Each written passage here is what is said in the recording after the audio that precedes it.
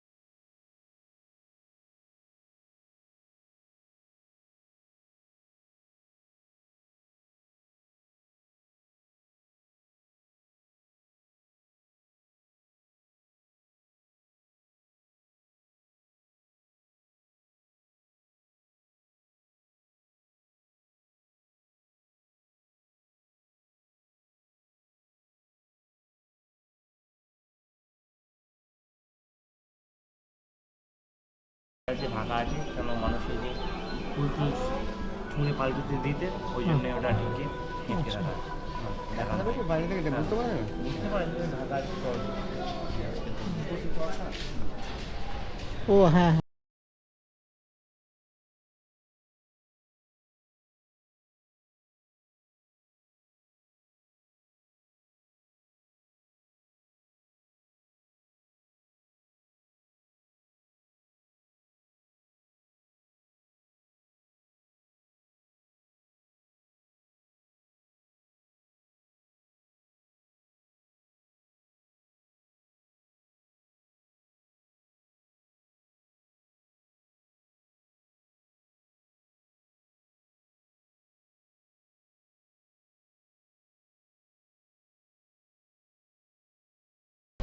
এখানে দেখতে পাচ্ছেন সব এখান থেকে খাবার হয়ে গেছে। মানে এখান থেকে খাবার টাবার কিনে নিয়ে যেতে পারেন।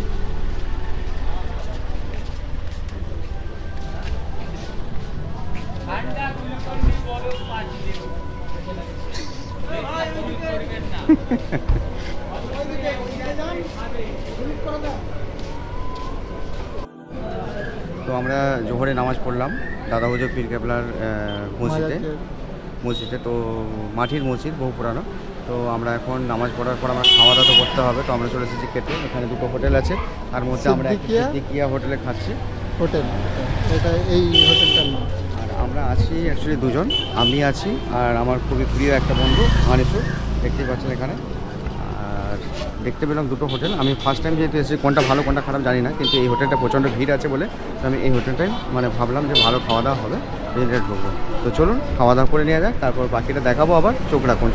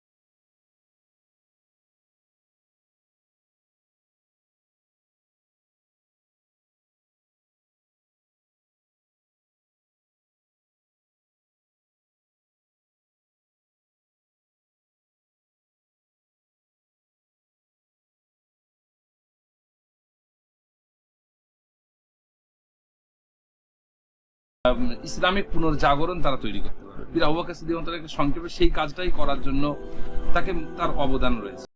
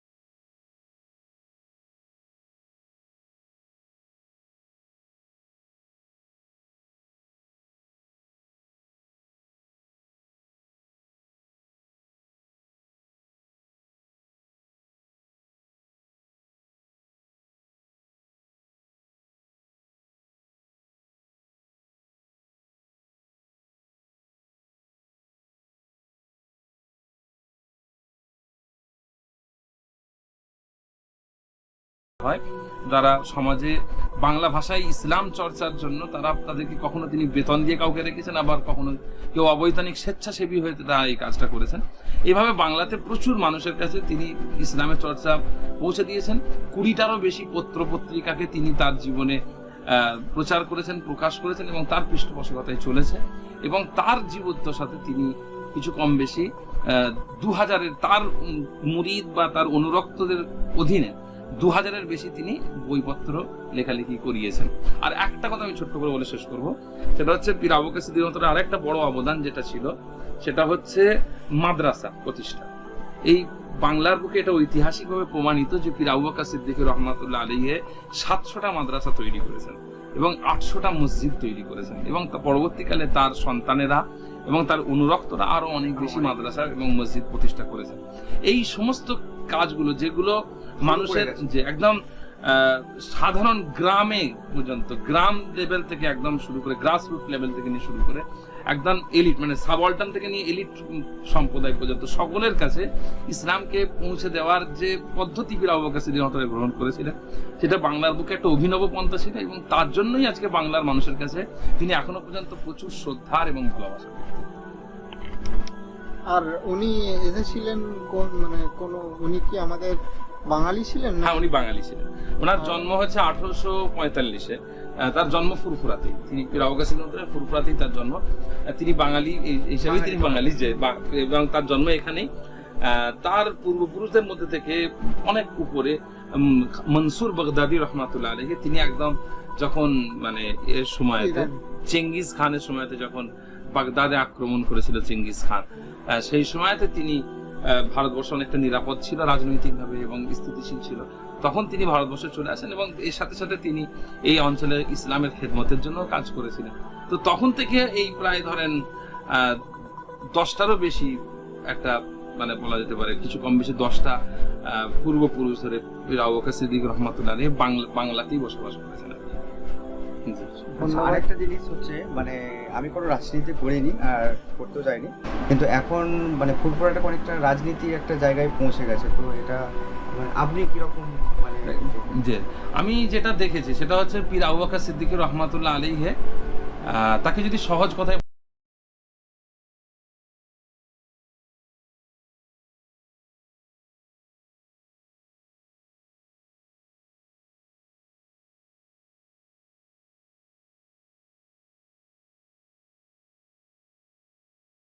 বড় বড় রাজনৈতিক ব্যক্তিত্ব ছিলেন, যেমন একে ফজলুল হক, বাংলার প্রথম প্রধানমন্ত্রী, তিনি পীর আবু বকর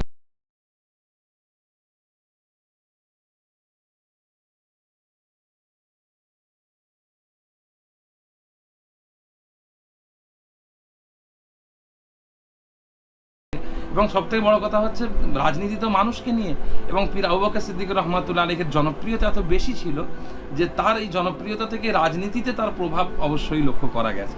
তো পীর আবু বকর সিদ্দিক রহমাতুল্লাহ রাজনীতিতে তার প্রভাব ছিল, কিন্তু তিনি কখনো সক্রিয় রাজনীতিক ছিলেন না এবং তিনি সবসময় রাজনীতির ক্ষেত্রে নিজেকে একদমই মধ্যম পন্থায় রেখেছেন। এবং তার সন্তানেরাও, যারা বলা যেতে পারে তার যে সন্তানেরা ছিলেন, তারাও কিন্তু রাজনীতি থেকে নিজেকে দূরে রেখেছেন। ফুরফুরা শরীফের যে বর্তমানে রাজনৈতিকভাবে যে অবস্থাটা চলছে, এক্ষেত্রে এটাকে আমি বলবো, বা শুধু আমি নয়, এটা আপনি বলতে পারেন আমাদের ফুরফুরা শরীফের 90% বর্তমানে যারা পীরজাদা ফ্যামিলি আছেন তারাও এই কথাটা স্বীকার করবেন যে ফুরফুরা শরীফ রাজনৈতিকভাবে সম্পূর্ণভাবে এরা মানে নিরপেক্ষ। ফুরফুরা শরীফ রাজনীতি নিরপেক্ষ। আমাদের এতদিন পর্যন্ত ফুরফুরা শরীফে আমাদের এখানে যত মানুষজন আছেন তারা বিভিন্ন রাজনৈতিক ব্যাকগ্রাউন্ড থেকে, পলিটিক্যাল ব্যাকগ্রাউন্ড থেকে উঠে আসেন। আমরা সকলকে সমান চোখে দেখি এবং আমরা তাদেরকে মানুষ হিসাবে বিচার বিবেচনা করি যে তারা মানুষ এসেছেন, আমরা মানুষের সঙ্গে মানুষের মতো আচরণ করব। তিনি কোন রাজনৈতিক দলের বা তিনি এইটা আমার দলের সাপোর্টার কিনা বা আমার দলের সঙ্গে তার বিরোধিতা আছে কিনা, এইগুলোর সঙ্গে ফুরফুরা শরীফের কোনো সম্পর্ক নেই। এবং এখনো পর্যন্ত আপনারা আশা করি ফুরফুরা শরীফ ঘুরে দেখবেন, এখানে কোনো আপনি রাজনৈতিক আলোচনা থেকে বেশি পাচ্ছি না, কিন্তু বাইরে থেকে পাওয়া যাচ্ছে। হ্যাঁ, বাইরে থেকে পাওয়া যাচ্ছে। এর কারণ কিন্তু আমি মনে যেটা দেখেছি, লক্ষ্য করেছি, সেটা হচ্ছে কিছু মানুষ তারা সস্তায় মানুষ নিজেদেরকে পপুলারিটি অর্জন, হ্যাঁ সহজে পপুলারিটি অর্জন করার জন্য। কারণ রাজনীতি সবসময়তেই মানুষের কাছে একটা আকৃষ্ট করে, কারণ মানুষ সেখানে আলোচনা, ঝগড়া, তর্ক এগুলোই তো থাকে সেখানে, এগুলোতে এই সমস্যাগুলো তৈরি হয়। তাই ফুরফুরা শরীফে বাহ্যিকভাবে আপনি এসে ঘুরে দেখবেন, ফুরফুরা শরীফ অনেকে এটা মনে করতে পারেন ভালো লাগছে তো। জি জি, আপনি মানুষের এখানে আপনি দেখবেন মাদ্রাসা আছে। প্রথম এসেছি, আমি আবার মানে আসবো অবশ্যই। জি অবশ্যই আসবেন। আসবো আরো। জি জি, এখানে আপনি ঘুরে দেখবেন, মাজার দেখতে পাবেন, মানুষজন সেখানে জিয়ারত করছেন, মাদ্রাসা দেখতে পাবেন, সেখানে পড়াশোনা করছেন। মাশাআল্লাহ, এখানে এই দরবারে, আমাদের ছোট দরবারে তিনটে মাদ্রাসা আছে এবং সেখানে হাজার হাজার ছাত্র সকলে পড়াশোনা করছে। তো এখানে এই সমস্ত কাজ এবং বিভিন্ন খানকা আছে যেখানে দ্বীনি তালিম দেওয়া হয়। আমাদের কাজ এটাই, এবং এইটা নিয়ে আমরা ইনশাল্লাহ এটাতেই আমরা সন্তুষ্ট। খানকা কথার অর্থ কি? এই যে খানকা কথাটা, এটা একটা ফার্সি কথা, এর অর্থ হচ্ছে একটা মানে বলা যেতে পারে শিক্ষার জায়গা, প্রতিষ্ঠান, এমন একটা প্রতিষ্ঠান যেখানে মূলত ইনফরমালি পড়াশোনা শেখানো হয়। তো এটা এই পদ্ধতিটা, কারণ ইসলাম তো একটা সময়, এখন যেভাবে মডার্ন এডুকেশন সিস্টেম এসেছে, ইসলামী শিক্ষা এইভাবে আসেনি। ইসলামী শিক্ষা এসেছে বলা যেতে পারে মানুষের কাছ থেকে মানুষ শিখেছে। তো শিক্ষকেরা যে জায়গায় বসে ছাত্রদেরকে শেখান সেগুলোকে খানকা বলা হয়। তবে পরবর্তীকালে খানকা শব্দটা বেশি ব্যবহার শুরু হয়েছে বিশেষ করে ভারতে চিশতিয়া তরিকার মাধ্যমে। চিশতিয়া তরিকার সুফি যারা ছিলেন তারা তাদের শিষ্যদেরকে যে জায়গাতে বসে শিক্ষা দিতেন সেগুলোকেই বলা হয়, মানে সেগুলোকেই খানকা বলা হতো। এবং আমরাও এই জন্য খানকা শব্দটা ব্যবহার করি, কারণ এখানে আধ্যাত্মিক শিক্ষাটা মূলত গুরুত্ব সহকারে দেওয়া হয়। জি, তবে আপনার সঙ্গে কথা বললাম, ভালো লাগলো। তো আপনার পরিচয়টা একটু আমাদের কাছে একটু মানে বলুন। আপনি হচ্ছেন তাহির সিদ্দিকীর মানে? হ্যাঁ, আমার নাম হচ্ছে মোহাম্মদ উজায়ের সিদ্দিকী।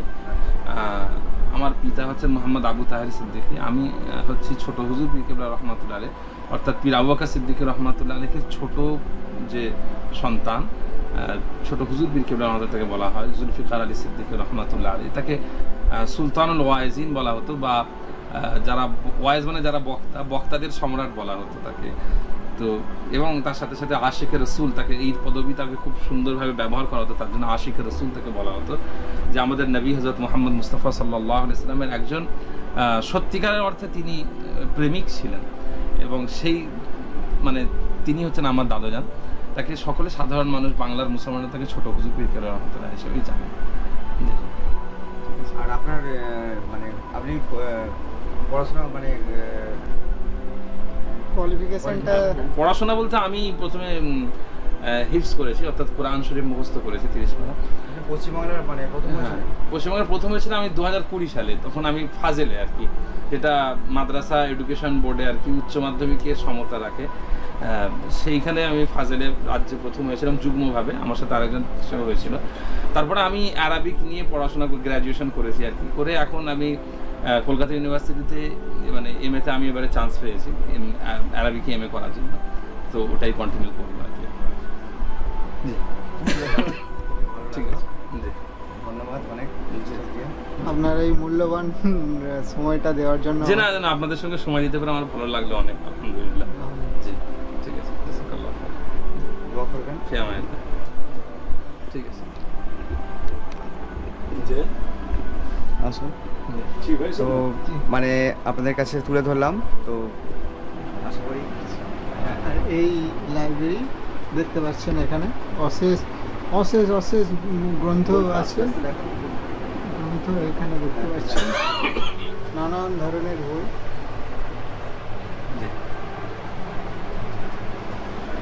এখানে নানান ধরনের বই, এখানে ইংলিশ লিটারেচার আছে।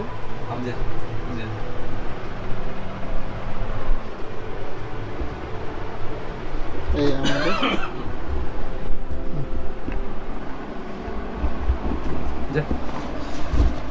আপনি শেষে হিসেবে কিছু বলবেন নাকি? আমি বলে অ্যাড করবো, যে বলেন।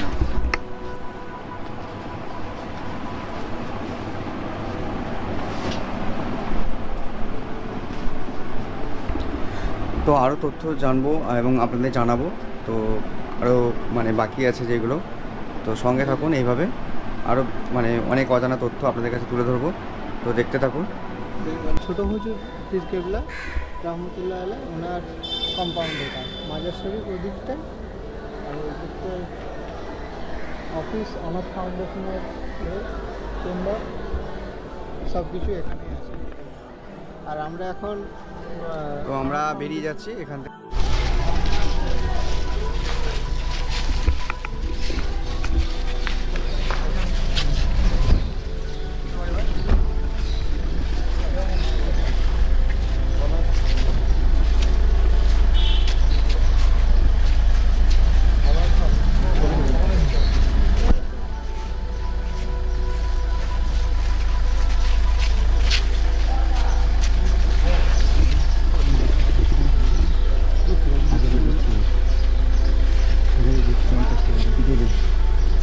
কোথায় বাড়ি না? হাজরটি বাগনান। এই মাত্র এসেছি।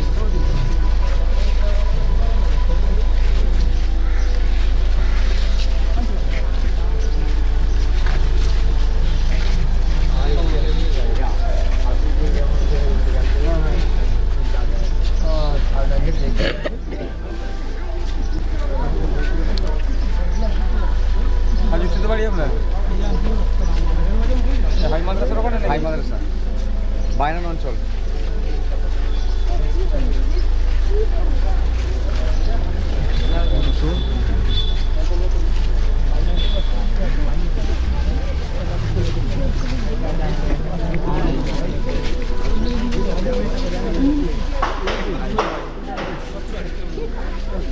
এসছি তো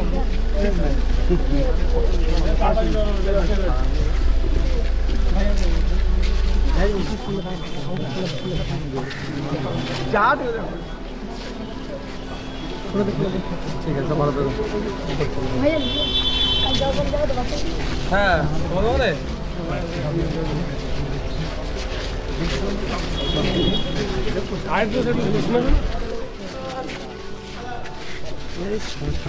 ও বাদ দাও বাদ দাও সামনে তো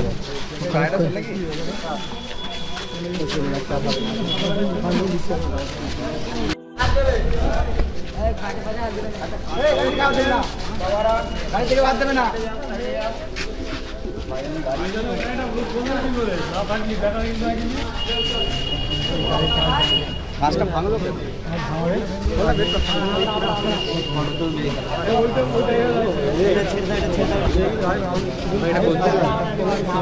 তো দেখুন, আমরা নওশাদ সিদ্দিকীর গাড়ি, এই যে এমএলএ, আর দেখতে পাচ্ছি মানে জানি না কাঁচটা ভাঙা আছে কেন আপাতত।